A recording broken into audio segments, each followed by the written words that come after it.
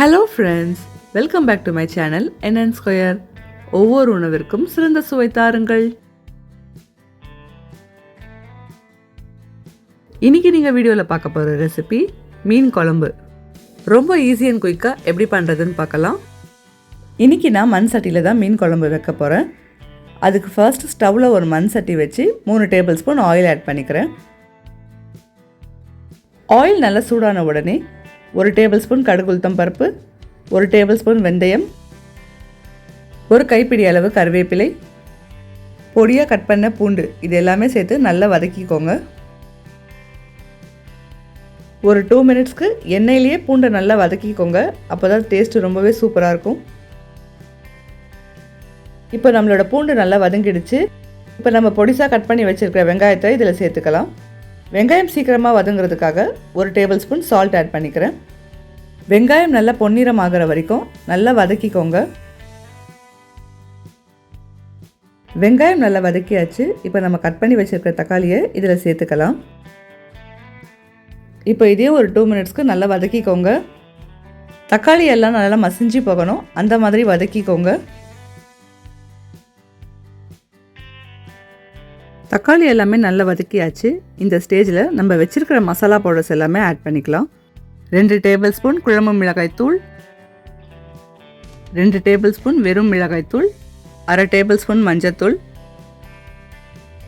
இப்போ இது எல்லாமே சேர்த்து ஒரு 5 மினிட்ஸ்க்கு நல்லா வதக்கிக்கலாம். கொஞ்சம் கூட தண்ணி ஆட் பண்ணாமல் நல்லா வதக்கிக்கோங்க.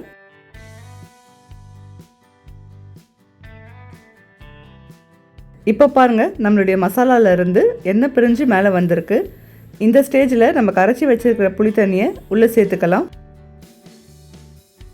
இப்போ இந்த புளி தண்ணியும் மசாலாவையும் நல்லா மிக்ஸ் பண்ணி விட்டுருங்க.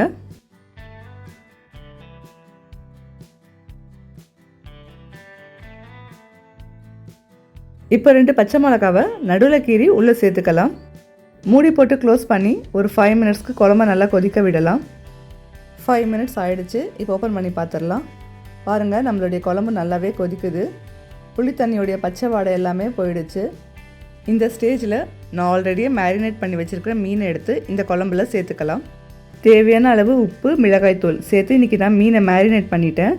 உங்களுக்கு வேண்டானா அப்படியே க்ளீன் பண்ண மீனை கூட உள்ளே சேர்த்துக்கலாம். எல்லா மீனையும் குழம்புல போட்ட பிறகு லைட்டாக மிக்ஸ் பண்ணி விடுங்க. ரொம்ப கிளறி விட்டிங்கன்னா மீன் எல்லாமே உடஞ்சிரும். இப்போ ஸ்டவ்வை லோ ஃப்ளேமில் வச்சு மறுபடியும் மூடி போட்டு க்ளோஸ் பண்ணி ஒரு 5 மினிட்ஸ்க்கு நல்லா கொதிக்க விடுங்க.